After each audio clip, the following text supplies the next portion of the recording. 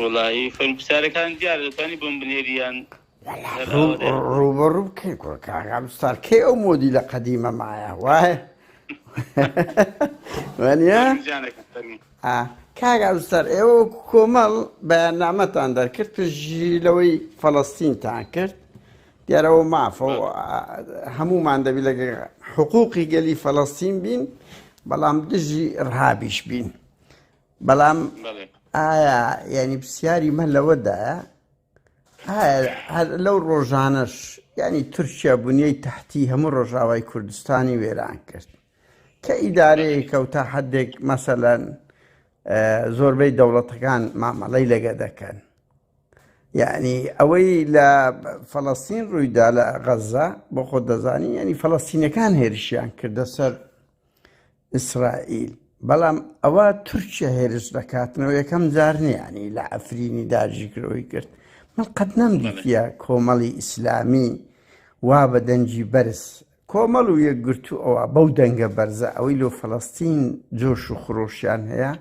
مەسەن لۆ ڕۆژئاوای کوردستان هەیەیان بی واوە قسەی من نییە ینی وە خۆزانی ڕەخنەیەشی زۆر لە ئیسلامی حزبی ئیسلامی سیاسی دەژیرێ کە ئەوەندەی حەماسە ئیسلامیەکەی هەیە حەماسە نیشتیمانیەکەی نییە کۆمنتاری تو چییە کۆمنتی تو چییە لەسەرەوە بەڵێ وڵی کا قادرزارێ ئێمە وەکو لە ئەدەبیاتی ئێمە داهات بێ وە ینی لە ساڵانی ڕابردووە تا ئێستاش ئێمە نەگیانی زیادکاریمان کە بێ نێوان کەسێکی ستەم دیدە کە عەرەب بێ یا کورد بێ یا فارس بێ ئێمە دژی ستەم بووین و بەرامبەر بە زان و ستەمکار وەستاوینەوە هەر لەو کاتێک کە لە شۆڕش و پێشمەرگایەتی دژی بەعس و تا ئێستا بەڕاستی یعنی ئێمە لە شەڕمان و خەباتمان ئەوە قەنەعەتی سەدی سەدمانە و هەموو دەتوانم بڵێم ئاەتەکان و ڕێوشێنی پێغەمبەری سەڵاسەڵی خوارێ سەر بە پژی دەکات کە شەڕ و خەبات و جەنگ و جیهاد دژی زوڵمە نەک دژی کوفر حەزەکەم بیزانێنەوە حەقەتێکە بە هەموو دنیا بیزانێ ینی ئەو کەسەی مقابل شەڕی لەگەڵ دەکرێ ئێمە پێمانە دەبێت لەسەر زوڵم بێ شەڕی لەسەر بکرێ ئێمە هەر کەسێک یا هەر میلەتێک لە هەر شوێنێکی دنیا مەزلوم بێ بەڕاستیمە بەنی ئەوەندێک کە پێمان بکرێ خۆگەر بە قسەیەکیش بێ بە قسەیەکی حەق پژین دەکرێت وەستەمیش هەر کەس بیکە کورد بێ عەرەب بێ فارس بێ تورک بێ دیانێکی کە بێ تەوان ئێمە بەڕاستی دژی دەبین ئەگەر بە قسەیەکیش بەیانێکە بمان بکرێ ئەمە یەک دوو کا قادرزەنگە جەنابەت متابعەی پەرلەمان نەکردوێت ئەم کە لەبەر سەرۆکی فراسۆنی کۆمەڵ بێ بەناوی کۆمەڵەوە قسەم کردووە چەند جار لە وتاری پەرلەمان ڕێگەیاندا و فراسۆنەکان قسەی خۆیان بکە دەربارەی عەفرین دەربارەی چاوە دەربارەی بۆردمانەکانی ئێران دەربارەی شکێنجەکانی تورکیا زەوێ زۆر بەڕاشکاوی حەزەکەی دوای ڤیدیۆکانیش بۆ دەنێرم زۆر بەڕاشکاوی ئیدانەمان کردووە و زۆر بەڕاشکاوی دژی بووین حەزەکەم بیزانی ئەوانەی کە لەوێ بوون حسیان وەکو ئێمە کرد زۆر گەورەشیان کردووە قسەی ڕاست و ڕێک دوێرانە نەکردووە پێم خۆشە بیزانی بەس پێ جەناب متابعەت نەکردوون حەزەکەم جای پێ نیشانەدەم بۆ دەنێرم ئێمە بێدەنگ بووین بەس کاک لە بەرامبەر کێشەکاریەکانی کە بەرامبەر کورد کراوە لە هەر شوێنێک بێ ئەوەی فەڵەستینیش ئێمە بەڕاستی بە میلەتێکی مەزلومیان دەزانین منە دوو میلەت کە زۆر مەزلومن لە خاکی خۆی دەرکراوە وڵاتی دابەش کراوە پاسە کراوە خەڵکی دەگیرێ خەڵکی دەکوژرێ بە ئاگر و ئاسن وڵای ئەو ستەمکاری کە مەسەلەن ینی قەوارەی ڕژێمی زاری مەسەندێک کە بەرامبەر بە گەلی فەڵەستین مەگەر بەرامبەر کورد کرا بە کاتی خۆی سەدا مندێکی کردبێ چێ کردوێتی کاک نانە منتەهین لەوەی کاک عەبدولستار ڕەزانی چێ کەسمان ناڵێ نیشش میزانم کاکە مافی خۆی دیفاع لە خۆی بکات بەڵام لەگەڵ ئەوەشدا بەوەش با بیزانی کاکە قادر ئەویش ئێمە بەڕاستی لەگەڵ سنوورشکاندنی نیل لە شەڕیشدا شەڕیش ئەخلاقی خۆی هەیە سنووری هەیە قەواعیدی خۆی هەیە ئێمە لەگەڵ تێپەڕاندنی هیچ ینی سنوورێک و بەزانی هیچ سنوورێک نین لە شەڕیشدا بەڕاستی مەسەن بۆ نمونە دیل ئیهانەی پێ بکرێ ژن ئیهانەی پێ بکرێ منداڵ بکوژرێ شوێنی مەسەلەن عیبادەت کاول بکرێ مەسەلەن بێکە و بشوێتێنرێ ناوەڵێ باشە ئەو جوانە کاک عەبدولستار ئەزانین چیە من ڕەنگی متابعەی پەرلەمانم نەکردووی بەس بەیاننامەی حزبی تەلەڤیزیۆنەکانتان کادیرەکانتان هەوادارانتان کاکە ئەو پەروەردەیە نابیندرێ یعنی مەسەڵەن ئێستا ئەوەی فەڵەستینەکان هێرشیان کردە ئیتر ئەوە ڕەتفعلە ئەوە مەوزوع عشقەیە بەس تورکیا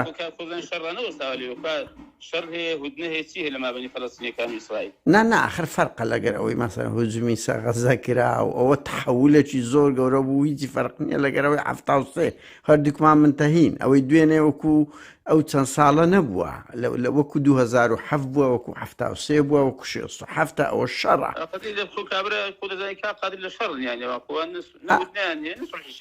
ئەم بەس قەزم لێرەدایە تورکیا لە بەلاش و عەلاش تەشقەڵە بە ڕۆژئاوا دەکا هەمومان منتەهین ئەزمونەکە ئەمریکا مامەڵەیان لەگە دەکا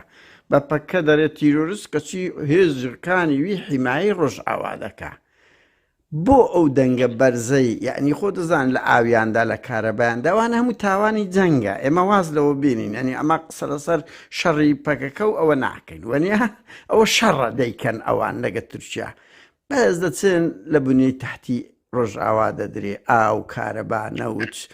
باشە بۆ ئەو بەیاننامەمان لە کۆمەڵی ئیسلامی لە سەرۆکی کۆمەڵی دادگەری نەدیت ئاوا بێ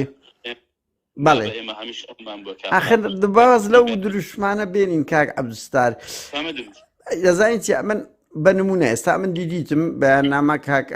ئەوە سەرۆشی کۆمەڵی دادگەری هاتە خات بەیاننامەی کۆمەڵم دیت بەیاننامەی یەکگرتووم دیت لەسەر فەڵەستین بۆ شتێکی وە کاکە با نەغمەکەی زیاد بێ ئەمن تێدەگەم لەوەی کە هەمیشە هەبم پێم وازە نابێت ڕەنگە لەم ڕۆوە ئەتوانی بەیاننامەی کۆمەڵی و کۆمەڵی مرۆڤبینی بەیاننامەی حزبتان بەسەر سادای بۆ دەنێرم پۆیسە لە بەردەستم نیە بەسەر سادای بۆ دەنێرم باشە بەسەر ئەو پرسیارە کاک کۆمەڵ کاک ببرە قادر بزانین دەبێت دام بۆی دابینی نابێت لە متابعەکردنی بەیاننامە و ینی بابەتە سیاسی و هەڵوێستە سیاسەکانی کۆمەڵ کەم تەرخەم بووی ئەندازەیەگەین نەبینی بێبێ قەزابی ئەتو چۆن مەسەلەن باسی شتێکە دەکەی ینی خۆ من ئەخرەوەی پەرلەمانە من تەلەڤیزیۆنم نییە کاکە ینی بە جددیمە کاکە وەڵا پەیجی تو ماوەی زۆر قەپات بووا بوویان نا ینی با نەچینە ناو ئێستا پرسیارەکە ئەوەیە لەسەر ڕۆژئاوای کوردستان من نوێنەری ڕسمی کۆمەڵ من لەوێندەر بەڵێ بێگومان ئەزانم تۆ بەشەشی منبەرەکی باشە بەڵام ئەمن نێراتی دەکەم ینی فراکسیۆنی کۆمەڵ لە پەرلەمانی کوردستان نێراتی کۆمەڵی داگەری دەکەم ئێستا ئەوە داماننا ئەوە لە کۆنەوە بوو ئێمە قسەمان لەسەر ئەو دوو ڕۆژەیە وەنیە تورکیا ڕۆژئاوای کوردستانی بۆمباران کرد یعنی بنیەی تەحتی ژێرخانی کۆمەڵ ئەوەی سیاسی و ئیداری تەفرچ و ناکردیە کۆمەڵی ئیسلامی ئەو نەغمەی لە بۆ فەڵەستین هەیبوو هەمان نەغمەی هەیە لە بۆ مەسەن ڕۆژئاوای کورد ئەگەر خەڵی دابێتی کۆمەڵی دادگەری بۆ ئەوی فەڵەستین شتێکی ڕسمی نەبوو بۆ معلوماتی ڕسمی بەیاننامەیەکی ڕسمی حزب بۆ نمونە بەڵێ چۆن سەرۆشی کۆمەڵی دادگەری بەیاننامەی دەرکرد مامەسەل لە خلاری وتارێکدا مەسەن باسی ئەو شەڕ و پێدادان ئێوەندەری کردووە و بە مافی خۆیانی زانیوە کە دیفاعیان لە خۆیان کردو بەرگریان لە خۆیان نانە ئێستامە پرسیارەکەمان ڕوونا کاک عەبدولستار یەک پرسیار هیچتان هەیە لەسەر مەسەلەن ئەو هێرشەی تورکیا لەسەر ڕۆژئاوای کوردستان ئەمن کا قادێسا لە من دەپرسێ من ئەندامیش مەکتەبی سیاسی ئەم بکو خۆم ئەم ئیرانەی دەکەم ئاخر کاک عەبدولستارەتی لە بۆ من نییە ئەنگۆ مەسەلەن ئەندە ڕووداوی گەورە دەبی یعنی ئەم پێم خۆشە یعنی بە جددیمە ینی ئێوە حەقەی ڕای خۆتان لایەنێکی ئیسلامیم گەرمە گورتر بن لایەنێکی علمانی لەسەر قەزیەی ئێستای فەڵەستین بەس پرسیاریمە لەوەدایە ینی ئەمە ئەگەر دژی زوڵم و ستەم بین دژی ئیرهاب بین تورکیا دەچی بنیەی تەحتی وڵاتە ینی ئیدارەیەکی سەربەخۆ قادرجان کردومانە برای بەڕێزم بەخوا کردومانە و چەندجاریش کراوە خۆ ئەوەی بۆ نمونەوەی کە ئێستا فەڵەستین کە دەیکەی بە پێوەەر بۆ ئەم قەزیە لەوێ کراوە ینی کاچ کۆم بۆ ڕۆژئاواش کردومانە وڵای کاکە بۆ ئێرەش کردوماتە بۆ تۆ بارانەکان بۆ سنوشکێنەکان بەڵام خۆکاکەوەی ئێمە تەمان ئێرە بۆ تشتێکی بەڕاستی بۆ ڕۆژانە یعنی هەموو ڕۆژێ هەیە و ڕۆژێک نییە ئەوە ئێمە در حەدەسێک بووە ئەو خۆ دەزانین لەوانەیە چەند مانگە یا چەند ساڵە مەسەن بێدەنجی بووە لەوێندەر یعنی ئەم پێم وایە فەلەستین ئێمە کە هەمان بووە هەمان بوو بەڕاستی ینی لە کاتێککە پێویستە هەمان بووە ینی ڕۆژانش خۆ دەزانین بەسەر سنوور شکێنراوە بەزێنراوە خۆ دەزانین تۆ باران بووە ئێکاکە هەر هەمان بخوای بەس ستی ڕۆژانش بەجاری وا هەیە بەڵام لەگەڵ ئەودا بەڕاستی ئێمە ئیدانەمان کردووە و هەمیشە ئیدانەش دەکەین یعنی ئێستا ئیدانەی ئێوە ئەوەی ینی ئەوەی لەسەر ئەوەی هێرشەی تورکیا لە بۆ من لۆ ڕۆژئاوا دەڵێم ئەگەنا لەسەر بۆمبارانی قەندیل و ئەوانە ئەوە شەڕە هەردوو لا دەیکەن وەنیە یان کەمپی مەخمورە ئەوانە خەڵکی سڤیلی لێتە حەدەکی زۆر قسەی من لەسەر خەڵکی سڤیلە هەڵوێستی کۆمەڵی ئیسلامی چی ئێمە لەسەر خەڵکی سڤیل ینی خۆ دەزانین ئێمە دژی هەر پێشەرکاریەکین بەرامبەر هەر کەسێک بکرێ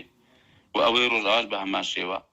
بەڵام ئەوە خۆ دەزانی ئەگەر بڵێ حزب ئەم ناوتە بێژی حزبم ئێستا خۆ دەزانی بەس مەکتەب سیاسی لۆگۆیەکی یعنی شکل مەکتەب ناشم بەناوی مەکتەبی سیاسی کۆمەڵ و هەمی قسە بکەم بڵێم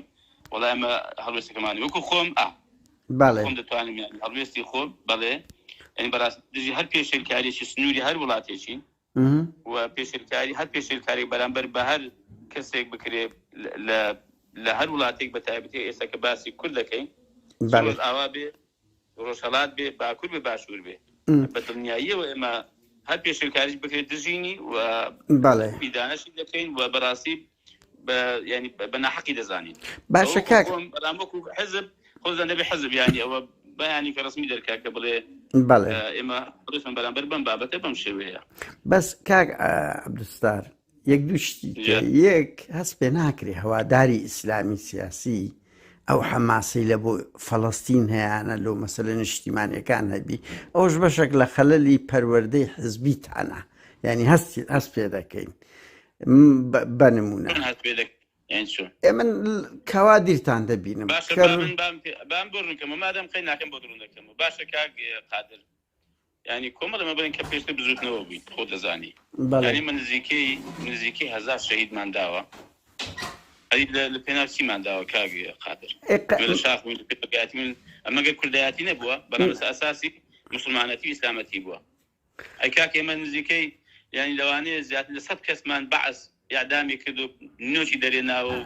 و ینی چاوی دێنە بخوا بۆ ئەو مامەسەلە مەلا محەممەدی کونە فلوسەی بەڕەحمەت لە ڕەنگە ناوی گوێ لێ بوو شەهید بووە کە برادە بە قورئان چاویش دێنام هەردوو چاویش دەرێنابوون کاک عەبدولستار ئەزانم هەموو فکرەکان لە شاخ بوون لەبەر ئەوەی دژمنەکە یعنی مەجای هیچ ئەوەی نەرگە قسەی ئێمە لەو 33 ساڵەیە لەو پەروەردە سیاسەیە کە ئەمە ڕۆژانە احتیکاکی دەکەین بتخوا با ئەمن لۆ شەرح ئەمن بەڵێ من بەڵێ جیاوازە لە حزبێکی کە مەسەلەن ینی بۆ نمونە بەرنامەیەکی مارکسی تەبەنی کردووە پەروەردەی من جیاوازە لە ئیوی یەکێکی کە مەسەلەن هاتووە نالیستێکی مەسەن ڕەگەز پەرستە شۆڤێنیە بەڕاستی پەروەردەی من جیاوازە من بە پەروەردەی خۆم و بە قەناعەتی خۆم تەماشا بە قەناعەتی خۆم و بەڕاستی بە ڕێبازی خۆم هەڵوێستم دەبێ بەیاننامە دەردەکەم و قسە دەکەم و هیچ کەسێکیش ناتوانانی مزادی ئەو مەسەدا بکات لە کوردایەتی لە پێش ئێمە بووبی و هیچ کەسێک باشە کاک عەبدولستار ئەمە هەندە شتی باواز دەزانیت چێ بەغەڵەت تێم مەگە ئەوە قسەیە بەس ئێمە با لە ڕووی پراکتیک ئەمن لە ژیانم نەمدیتێ کۆمەڵی ئیسلامی مەسەلەن خۆپیشاندانێک بکە یان بەشدار بن لە ئەوروپا و کوردستان 100 ئەندامتان ببینین بەنمونە لە خۆپیشاندانێک زڵدی بەنمونە ئەفرین یعنی ئەمە لەو سویدەمە بڕوا بکە زۆر بەدەگمەن ئەگە بە ئەفرادی تاک دیتبم کەوادیری گشتی ئیسلامی سیاسی بێتە ناو مزارەیەک لۆ دیفاع لە حقوقی مەسەلەن کوردانی باکوور ڕۆژئاوا ڕۆژهەڵات بەڵام قەزیەیەکی فەڵەستین دەبی دەشبینی ئێستا من بچمە سەنتەری سۆک لە دەرەوە من ڕەنگە بەناین ئێمە لە دەرەوە ئەو بەڕاستی کە زۆرەمان نەبێ بەو شێوەیە بەڵام لە لێرانە هەر خۆپیشاندانی کرابێت بە تایبەتی لە ڕێگەی ڕێکخراوەکانەوە پرسیارێک لێ بکە کە کۆمەڵ بانکێش کراوە داوەت کراوە بزانە داخۆ چۆیان نەچووە یان بەشدارن یان بەشدارن نان بە خۆتان وەکو حزب مەسەن ئێستا دەستان خۆشبێن دەدات لۆ مەعاش دەکەن شتشوە پاشە لۆ ئەو دەبینی حەماس و جیهاد و حزب الله لو مثلا ئیسلامین بەس ئەوان ڕوادی دیفاعن لە مثلا قەزیەی فەڵەستین و لوبنان وایان ینی بەشەکی دینەمۆیەکی سەرچین لۆ ئەو هەستا هەست پێ ناکرێت لە ناو ئیسلامی سیاسی کوردی بەنمونە لۆ هەستیان پێ ناکەن کاک عەبدولستار حتا لە ئینتخاباتەکانی تورکیا بە ئاشکرا هەموو سێ بەشی جەماوەرەکەتان ڕکلام لۆ مەسەلەن پارتی داد و گەشە پێدان دەکا وەرگریەوە ینی مافم نییە من بەو شێوەی کە ینی دانشی ئیسلامین بەو شێوەی بیرکەمەوە بەو شێوەی تعبیر لە کوردایەتی و لە موسڵمانەتی و لە نیشتمانپەرۆی خۆم بکەم ئاخر بەس نەبووە نا ئەوە جودایە بەس کاکەوە ینی ئەمە دڵدانەی ناکەی کە ینی مارکسی یا ئیلحاد تەبەنی دەکات بۆ شۆڕش پێڕگادەکەی بەمیش دەڵێ دەتەوێت من دێم دیفاع لەو قەزەیە بکەم بۆ گرەی لەو ناکەی بڕکاکەتی بۆ جارێک نامەسن ئاڵایەکی مسلمانانە هەڵوێستێکی ئیسلامیان تێ بە دەربارەی قەزەی ئیسلامیەکان دیفاع کاکە لە من مەکە دیفاع لە خوا کەسنەی پێ دەکرێت دیفاع لە پێغەمبەری کە ینی ئیهانەی پێ دەکرێت سوکاتی پێ دەکرێت دیفاع لە قورئانەکەی بکە کە هەمومانە دەسووتێنرێت پێ لەسەدا دەنێت کاکە ئەی بۆ گرێش لەوی ناکەی نانە چۆن ناکرێ کاک عەبدولستار ئەمەش پێ بڕواو کاک عەبدولستار لە بۆ منیە عەزەکەی سێ چار ڤیدیۆ لۆ دەنێرم ئەمنۆ کەسێکی ئەلمانی دژی سووتاندنی هەڵوێستی گرەی لە هەڵوێستی سیاسیم دەکەوانە بەڵێ ئێمەش دەڵێم کاک قادر ئەمن لایەنێکی ئیسلامی بەڵێ بۆ شۆڕش و پێشمەرگایەتی و حیزبایەتی و سیاستم بەڕاستیم ئیسلام تەبەنی کردووە بەڵێ مافە ئەوە مافی خۆتە مافی خۆشمە هەڵوێستیشم بڕیاریشم دەربارەی هەر پێش هاتێک پێشەوە هەڵقوڵاوی ئەم ڕێبازم بێ حەقی خۆم نییە ئەوە بابە بەس لە ئیسلام ئایا خۆشەویستی بۆ نیشتیمان نییە چۆن نێزاری ئەریکاکە چۆن نەمان کردو ئەزانم باو بەس دژی بەعس مەقسەمان لەسەر دەزانین چێکاک عەبدولستار یعنی هەڵبژاردننی تورکیا دەبیت خوا بە ئەو پرسیارە ئاهات سێ مانگ نابی هەڵبژاردننی تورکیا بوو بڕوا بکە دوو کادری ئیسلامی سیاسیم نەدیت مەسەلەن دڵی خۆش بەوەی هەدەپا یان ئێستا بەناوەشکەنە ڕکلام لە بۆوان بکەن زۆر دڵخۆش بوون ڕکلامیان لۆ حزبەکەی ئەردۆغانیان ئاکاپە دەکرد یعنی بڕۆ سەیری میدیای خۆتان بکە بزانە ئەوەندەی ڕکلامی ڕاستە و خۆ ناڕاستە خۆ لۆ ئەکەپە کرایە لۆ ئەو حزبەشکە کرایەکە هەموو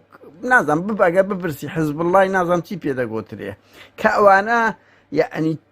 دەوڵەتی تورکیا دامیانی کردیە بەڵام باشە بۆ دڵتان خۆش بۆ فەڵەستینیەک چەپ و ڕاستیان یەک دەگرن لە بەرامبەر ئیسرائیل بۆ ئیمەوە نییە وایە نا قادر زاری مەسەلەی دیفاعکردن لە کوردانی باکوور ئێمە بەڕاستی بە مەبدەئی دەزانین و بە ئەرکێکی شەرعی و نیشتیمانیش دەزانین کە دیفاعیان لێ بکەین وەڵڵاهی چیمان پێ بکرێ بۆیان بکەین کە لە تواناماندا بەڵام خۆ دەزانی بۆ ڕۆژهەڵاتیش بۆی لە بیرمان نەچێتن ینی بەغەڵەت ڕەخنە نەجی بەڵام چاوەکەم ئەوەی کە لە هەڵبژاردنەی ڕابردووی تورکیا جاری یەکەم ئەوەی مرەشەحی بەرامبەر ڕێزە پەیوەردەکان کورد بوو نا بەس هەدەپە هەبوو وەکو حزب ئاخر دووسێ ئینتخابات بوو هەدەپەت هاوکمانیش دروستکرد باسی کورداتی دەکرد ئەوان هەر ئەوەندەیان پێ دەکرد ینی ئێستا کاک بۆ خەڵکی کە لێوە ینی کوردە و بەناوی کورداتی قسە دەکات یانیەتی پێ دوایە حزب الله نێنەری کورد بوو لەوێندەر دیفاعی لە قەزەی کورد دەکرد هودا پارک آخر پێشتر ناوی حزب الله بووە بە کوردی قسەیان دەکرد بە کوردی مقابلیان جێ لێ بوو بە کوردی قسەیان کردو تەبەن وڵی ئەمن وەکو یەک لە بارەخۆم جێم لێ بوو ئەرێ وەڵا بەس وڵای بیلایی جێم لەو برادرانەکە نەبوو بە کوردی قسە آخر خۆ بە کوردی نییە ئەوان چەند کەسیان گیرەیە چەند کەسیان شەهید بووە ئەوەرە بڕۆ ینی لە چاو هەدەپەی ئەوەی دیکە شەروە بۆ نا کۆکاک 30 ساڵە سزنە لێوێندەر کاکە خۆ ئەو زوڵمەی کە ڕژێمی لەسەر کوردبوون نییە کاکەوە کاک عەبدولستار بڕوا بکە عەزەکەی ئەمن راپۆرتە کلۆ دەنێرم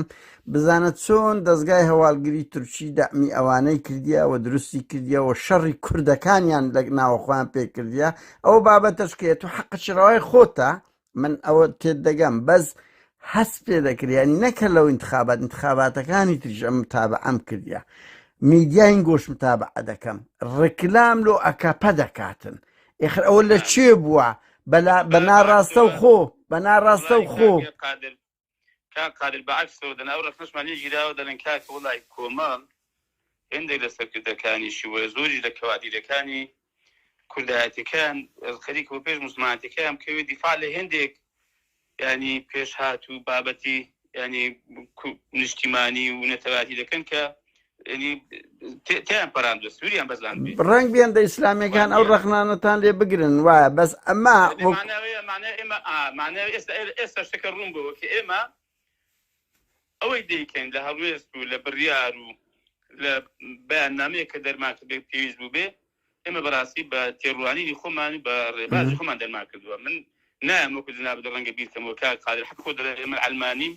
بەڵێ وایە من لەگەڵ ئەمە ڕێز لە ئاین دەگرین کاک ئەبستار بەڵێ ناتوانانی بڵێ دەبێ وەکو من بیرکەوە نانەوایە مافەوە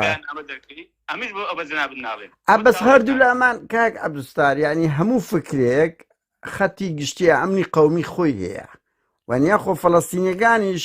جیهاد و حەماس و نازام چێش ئەو هەموو حزبەیت کە چەپیان هەیە نەزەمەی تەحریریان هەیە بەڵام لە خاڵک هاوبەشین کە داکۆچیە لە ئەمنی قەومی کوردستان وایاننا ئەو کوردستانە شەر باشوور نییە ئەوەش دەبێ بین دیاریکەم بزانین داخۆ تا چێ ئەمنی خەومیانی ئەمنی خەومی بابا ئێستا تۆ باران بەڵێ زين چێن ینی ئەوانێک ئەمنی خەومی دەپارێزین چۆن ئەمنی خەومی دەپارێزین ئێمە چێن ینی کاک عەبدولستار ئێستا ئەمە هەمومان متتەفقین هەر داگیرکەرێک ئێران بیان تورکیا کاتێک سنوور دەبەزێنی کاتێک خەڵکی سڤیل شەهید دەکا کاتێک گوندێک تەخت دەکات دەبێ ئیدانە بکەین حەق وایە نا کاک عەبدولستار بچینە سەر پرسیارەشکە ئێستا ئەمێن راپۆرتێکم دیت کە گوایە فەڵەستینیەکان 750 ئیسرائیلیان گرتیە دیارە ئەگەر سەرباز بی مەعفە بەڵام ئەگەر ژن و منداڵ بیتن یعنی ژن خەڵکی سڤیل فەڵەستینیەکانی حەماس جیهاد بردبیان ڕفاندبیان موقفی کۆمەڵ چیە لەسەوەی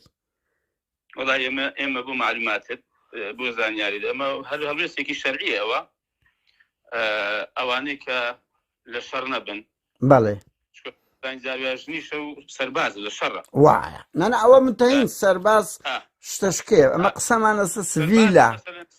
سەربازە سیخوڕە مەسەلەن نەوعێکیکەیە بەهەرحاڵ ئەوەی کە لە شەڕ نەبێ ئێمە بە دووری نازانین هیچ جۆرە هەڵوێستێک بەرامبەری بنوێنرێ لە ئیهانە پێکردن لە گرتن لە لێدان ڕاستی ئەو مافە شەڕە بە هیچ کەسی نەداوەتەمان یعنی حتا بەنسبەت خەڵکی شەڕکەریش معلوماتت یعنی بۆ نسبەت شەڕکەریش ئەوە شەڕە تەبەن کابرا دەستی هەڵبڕی دەفەرمێ فەین ئینتەهەو ئەگەر وازن هێنا لە شەڕ و ئاژا و دەستێژی فلا عدوان إلا على الظالمين ئابووی باسیەوەم کردن کاکە وڵی یعنی جەنگ و جیهاد و خەبات دژی زۆرمە بەڕاستی یعنی ئەوانەیە کە شەڕش لەگەڵ دەکەن کە وازن هێنا وازن لە شەڕ هێنا ئەوانە دەفەرمێ لیان گەڕن وازن لێ بێنن یعنی ئەو کاتەی شەڕ تەنها لەگەڵ زاڵمانە ولا عدوان إلا على الظالمين بەڵێ بە درستی نازانین ئەوەی کە بەڵام دوێنێ زۆر کاک عەبدولستار بەڵام قادرێشتی کە هەیە یەک شتی کێ باوە لێ بیر نەکەین چکە بەڕاستی و ئەحکامی دەگۆڕێ بەسن ئیسرائیلیەک جوولەکەیەک مەسیحیەک یان مسلمانێک بۆ هەمان وکێ بووە حەزەکەم بیزانی بێتە سەر ماڵی من بێتە سەر خاشی من ماڵم داگیرکە خاکم داگیرکە لە ماڵی خۆم دەرم کە ئەو کاتەی حکم دەگۆڕێ بەڕاستی یعنی ئەو کەسە داگیرکەرە با سەربازی نەبێ باسێک داریژ نەبێ ئەوە جیاوازە هەبوو معلومات یعنی ئێستا ئێوە ئەمە نەک کاتە هەلوازە ئیسرائیل بێنە سبەی من هاتم مەملەکەتەکەی جناب نازم خەرشی گوندێکی دی بەگەم بەڵێ بەڵێ بەڵێ تعریب کراوە بەڵێ خاشی جنابم داگیر خۆم مسلمان نیم ئێستا مسلمان منە بەڵێ هاتمە سەر ئەو خاکی جناب مەسەر خاکی جنابم داگیر ئەگەر دەمەتیش بێ ئەتوو بۆت هەیە شەرعەن بەڕاستی بۆت هەیە دەرم کەی هەتا بە کوشتاریش دەرم کە لەسەر خاکێکی خۆت باسێک داریژ نەبم بەس ئەزانی چیە کاک عەبسا یەک هەندێک وێنەمان دیت هەموومان دیت یعنی ژن پرچی ڕایە کێشا ئەگە سەربازیش بووی وەنیا دووش یعنی گرتنی ژن مناڵ کچ ئەمن بە خۆم گوێم لێ بوو یعنی ئێستا ڕۆ لە ڕادیۆی کەناڵ ئەجە کاکە من لەگەڵت دام ئیسرائیل کاکە بۆی بەغەڵت تێنەگە من دەزانم ئیسرائیلیش تاوان دەکە هەرچەنە ئیسرائیل قانونی کرا بابا کردوێتی بەس ئەوزە ئەگەر کاکەوە ئەمە متەهین دەزانی هەیە لەوەتی ئیسرائیل دامەزراویشیان باش نزیکە 6 ساڵە ئەوە لە سزنی ئیسرائیلە نەنە منتەهین کاک عەبدولستار ئەمە کەس دیفاع لە ئیسرائیل ناکەن ئیسرائیل وڵاتەکە دنیایەک جەریمەی دەوری کردیە دنیایەک تاوانی کردیە ئەمە منتەهین لەسەر ئەوەی یعنی کەس ناتوانێت و حتا حقوقی فەڵەستینەکان خاچی داگیر کردیە بەشەکی بەڵام بەڵێ ئەمن بم بەڵێ هەر کەسێکگرم زۆر بەڕێزەوە و بەڕاستی زۆر بە بەزەیشەوە و زۆر بە تاکیش تعامل لەگەڵ دەکەم چونکە ئەمە شەریعەتە بەڕاستی ئەمە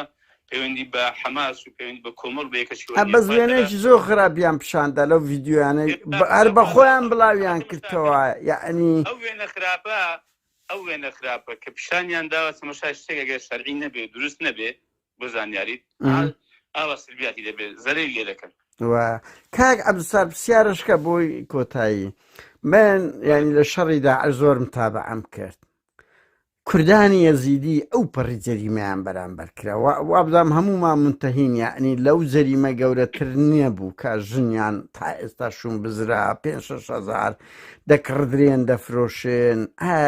یەک ئەوە بەپێی قەوانینی ئیسلامی وارد بوو دوو هەڵوێستی کۆمەڵی ئیسلامی لەسەر ئەو تاوانە گەورەی بەرامبەر کوردانی یەزیدی چ بوو من شتەچی قەی ناکە نا بەس فرسەتەکی باشە تۆ یەکێک لە لۆگۆکانی بڕوا بکە تابعەی ئەوم کردیە باشە تو بەڵگەیەکت هەیە باواز لەو ئەوە بێنین بەڵێ ئێمە نەکرد ئێمە ئەو کاتەی بیانناوەمان دەرکرد مامەساعلی باپیر شتێکی نووسی دەربارەی ئەو بابەتە کە ئیدانەی کرد بە شێوەیەکی گشتی ئیدانەی کاک عەبدولستار توخوایەکدا ئیدانەی داعشدا لەگەر ئەوەی کۆمەڵ جینۆسایدی کوردانی ئێزیدی کرا عەرز دەکەم کاک سۆران عومەر ئەزانم ئی کاک سۆران ئەزانم وابوو چۆ بە ئەوروپای هاتە ئەوروپای ئەزانم من وەکو کۆمەڵ دەڵێم ئەخر ئەو وەکو لیستی پەرلەمانیش بوو ها یعنی وەکو کۆمەڵ نەهات کاک سۆران بەس ئەمە قسەمان لەسەر کۆمەڵی ئیسلامیە بەڵگەیەک دوکۆمنتێک هەیە کاک عەلی باپیر مەسەلەن ئەوەی بڵای من چاک لە بیرمە نازم بزم بەنسبەت ئەو حادیسێ چاک لە بیرمە مامەساشی زۆر چاک و باشی نووسی حتا ئەوەشم لە بیرەکە ینی وەزیری ئەو قابۆ کاتەی وتی بۆ هەموو شوێنەکانیشمان نادوشتی شەرعی زۆر جانکرا کە ئیدانەی ئەو هەڵسو کەوت و ئەو هەڵوێست و ئەو بابەتانەی تێدایە کە داعش دەیکا کە پێچەوانەی شەریعەتی ئیسلام ئەمە یەک دوو ئێمە ئەو کاتەی بەنی ینی نەکرد ئەوەندە تەبان حەز دەکەم بیزانی ئەو کاتەی کۆمەڵ یا بابەتی مامەساعلی بابی ئەوەندەی ئەو بە ئامان گیرا بوو ڕاکە خەڵکی ئەوە بە ئامان نەگیرا بلایەنە برادرانەوە ئەمە دوو سێ مەگەر ینی ئەگەر کاسۆران ئەندامێکی کۆمەڵ نەبێ مەسەلەن ینی فراکسیۆنی کۆمەڵ نەبێ منیێنەراچێ دەکات کە دەچێ مەسەلەن ئەخر وەفدێکی پەرلەمانی بوون بەس کاک سۆران سەرپەرشتی ژنەکەی دەکرد بابا کاک ئەوە دووشتی ئەمە پرسیارەکەیمانەوەیە کاک عەبدولستار ئەم دەزانم ئیدانەی داعشتان کردیە ئەمن دەزانم قسەی من لەسەر کوردی یەزیدیە مەسەلەن چۆن کاک عەلی باپیر ئاوا ئیدانەی مەسەلەن پشتگیری قەزیەی فەڵەستینی کرد ئایا کاک عەلی باپیر هەمان ئیدانەی ئەوەی کرد کە 5,000 ژن و منداڵی کوردی ئێزیدی فرۆشان سەربردران ئەخرە و ڕووداوەکی گەلە گەورەیە یعنی ئەمن لە گوگل سێرچم کردیە نەمدیتەوە بەڕاستی ڕاپی دانەمان کردووە حەزەکەی دایکا کە بۆش دەنێ مەگە پەیداکەم و بەزەت و نازمەتی بۆ 2014 قسانە آخرە فرسەتەکە تا ئەمن زۆر ئەو گلەیەم لێتانەیە ئەمن وەکو ئەفراد دیومە لای کاک کامەران بابانزادەم دیوە زۆر بە جورئەتەوە دیفاعی کرد لای کاک سۆران عومەرم دیوە ئەوانە ئەفرادن من قسەمان لەسەر حزبە چکو مەسەن کاک ئەبوو بەکر هەڵەتنی قسە دەکا بەڕاستی هەندەشتی زۆر جیایە وەکو کۆمەڵ وەکو یەک گرتوو بەنمونە قەزدم لەسە دێ وەکو حزبیش هەبووە وەکو ئەفرادیش هەبووە ئەخرە تو سەرۆکی کۆمەڵی مەسای لە پۆستێکی دیار بێ لێدوانی بەیاننامەی بەڕاستی ینی ئەتوانی لۆم بنێری بەڵێ ئەتوانی لۆم بنێری خۆ لەو سەردەمای ئەگە بڵاوتان کردەوە لە گوگل سە سێرچ دەدەین ئەمە نابینمەوە کەم بۆ دەنێرم بەسەر چاو یعنی ئەمە نەمدیتە ئەو جەریمە گەورەی بەڵێ زۆر شتیمەت نەبینیوە زۆر کاک بڕوا بکەم تابعە دەکەم ئەوەی عەفرین بۆ دەنێرم ئەو ڕۆژ ئاو بۆ دەنێرم بە ڤیدیۆکان لە پەرلەمان چۆن کردووە دەست خۆش بێ یعنی ئەرکەچی خۆت جێبەجێ کردێ بەس دەست خۆش بی یعنی ئەمە قسەمان ئەمن لەگەڵت دام هەمومان دەبی تەزامون بین لەگەر هەموو گەلێکی بندەست هەموو گەلێکی چەوساوە هەموو ستەمێک هەر فکرێک شوعیرێکە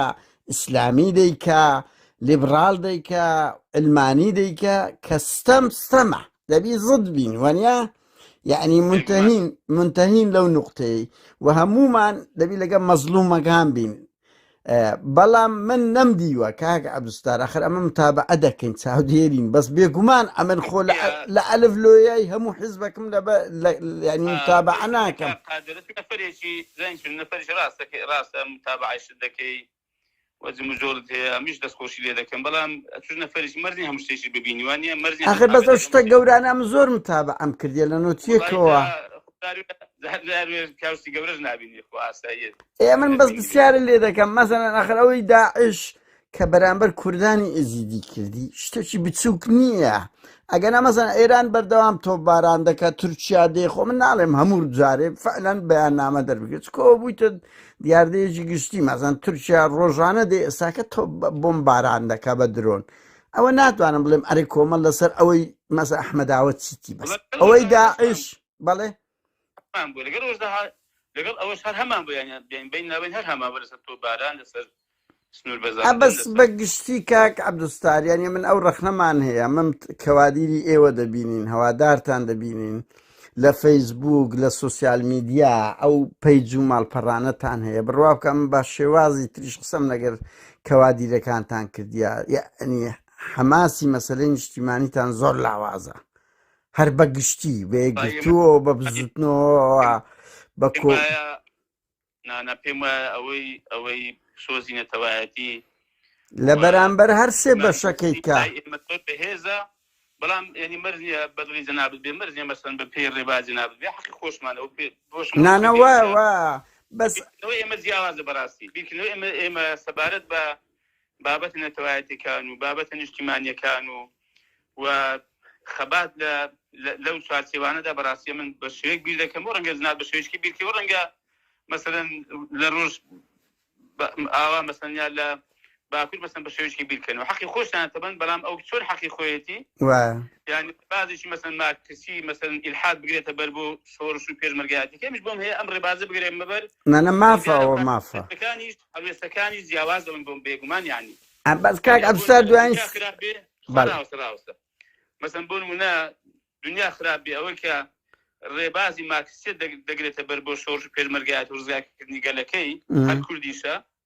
دنیاش خراپ بێتە بەندێنی هەزار قورئانی کە دوو سوتێن لێ بەیانێکی دەرناکەن وانیان کاک عەبدولستار وانیە من لەسەر قورئان سوتاننا نەکرد بخۆم کە چەندین ئەوە یعنی لایڤم کردێ کە قورئان سوتان کار نانا هەر یعنی من کۆمونیستی کارگەریەکان کە تا سەر ئیسقان لەگەڵەنگۆ دژن دەیان لە چەپەکانم دیتە دژی ئەو قورئان سوتانە قسەیان کردێ کە هەستی خەڵک بریندار بەیانێکی فەرموو لایەنە تەماشاکرد لایەنە ڕسمییەکانی ڕۆژ ئاو ببێنە بەڵێ لە ڕۆژ ئاو ببێنە من نازانم لە ڕۆژ ئاوا ئەگەنیان کردبی بە ئەوە ینی کارێکی ئەوە بە ئەو هەدەپەی کە جنابن دەڵێ مەسەلەن ینی با بەیانێک دەکە بە کاکە مەدژی قورئان سوتانی ئەوە کاکەوە ناسنامەی گەلێکی موسڵمانی هەڵە نەبم کاک عەبدولستار هەڵە نەبم شتە چیویان کرد لەبەرەوەی لە تورکیا زۆر ئەو لەوان بۆ من لێگەڕ متابعەم کردووە بەڵێ حەقە چراوە خۆتانە خۆ کاک عەبدولستار ئەمە قسە لەگە گۆ دەکەن ڕەگبی ئەمیش قسە لەگە هەدەپە بکەم یعنی خۆ نە هەدەپە هەموو حزبە کوردیەکان کەم ئەنگۆش ما ڕێگەی نەشتێکی کەواتە ئەو بە شێوەیە کوردایەتی دەکا بە شێوەیە کوردایەتی دەکا و بە شێوەیەک نیشتیمان پەروەری دەکا دیفاع لە نیشتیمان ملیەتی خۆی دەکا بەو قەناعەت و ڕێبازەکەیەتی ئەمیش بە هەمان شێوە ئەمیش مافی خۆمەکەوا بێ لەسەر ئەو شتانێک کە ئەمە قەناعەتم پێیەتی تا سەر ئێسقان دیفاعیە دەکەم لەوەی دیکەش ڕەنگە لەگەڵ ئەو لەگەڵ جەنابەت هاوبەش بووم و کردوشمە بەڕاستی بۆنمونە هاوبەشین لەوەی کە ئێمە پێمان وایە زۆرم لە هەر کەسێک بکرێ مسلمان بێ غیرە مسلمان بێ کورد بێ غیرە کورد بێ ئەوەندەیە کە مرۆڤ بۆی بکرێت دەبێت دیفاعی لێ بکات کاک عەبدولستار دوایین پرسیاری من ئێوە بێنە حکم چ لە ئاتیستەک دەکەن ئەوانەی مولحیدن یان ئایا بوار دەدەن مەسەلەن چۆن ئێستاکە بنمونە هەموو فکرێک مەسەلەن لە کوردستان چەپە ڕاستە ئەلمانیا ئیش دەکە ئایا ئێوە و یەکگرتو بزوتنەوە بێنە دەسەڵات بوار دەدەن خەڵکەکی چاپ خەڵکەکی ئەلمانی خەڵکەکی ئاتیست ڕێی خۆی دەرببڕی یان بە تۆ تەفسیل هێژم لێبگری ئیجازە بدە باشە بەڵێ فەرموو ئەم بابەتە زۆر قوڵ وردە حەز دەکەم بیزانی بەڵێ بۆی لە بنەڕەتدا یعنی کۆمەڵی مەبادی هەیە بە شریعەتدا دانراوە بۆ ئەم بابەتە جارێ ئەوە قسەی من یانی ئەوە قسەی خوای تەعالایە کە دەفەرمێ لا ئیکراها فی الدین قد تبین الرشد من الغی واتە زۆر لێکردن لە دیندانی واتە ئێمە ناتوانین هیچ کەسێک ناتوانێت هیچ کەسێک بار بکە ناچاری بکە کە مسلمان بێ کە بێ دەبێ ئەم ڕێبازە بگرێتە بەر کەم گوتمەتە بەر ئەوە قد تبين الرشد من الغي يعني واتە لەو کاتەیدا کە چاک و خراپ و ڕاست و ناڕاست لێک جابێت و ئەو دەفەرمی بۆ شت نییە ها زۆری لێ بکەیت یعنی کاتێک کە ئیسلام زۆر ڕوونیش بێ زۆر وازەح بۆ خەڵکی خراپێتە ڕوو هیچ گومان نەما بێ هێشتا ئەمن بۆ منێ بەڕاستی زۆر لێ بکە مسلمان بێ ئەمە یەک دوو کا قادر خوای تەعالا بۆ هەموو عەزەمەتەی خۆی ڕوو لە پێغەمبەر دەکا فەرمیێ صلی الله عليه وسلم ولو شاء ربك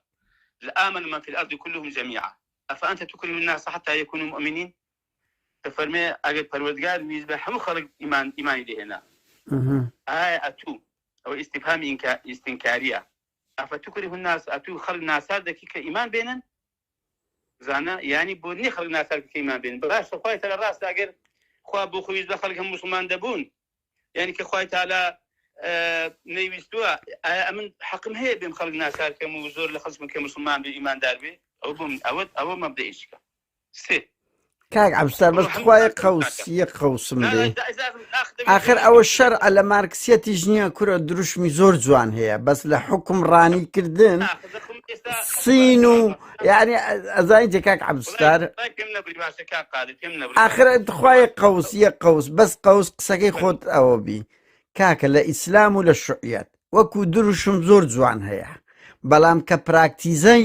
حکمڕانی هەموو دەوڵەتە ئیسلامیەکانمان دیتیە وایە نە ئێستاش یعنی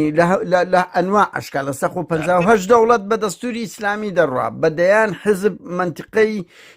بەرفراوانیان لە دەستا و ئێوەشمان دیت لە نۆتیەک لە 93 و 4 تا حەدێک باڵا دەست بوونە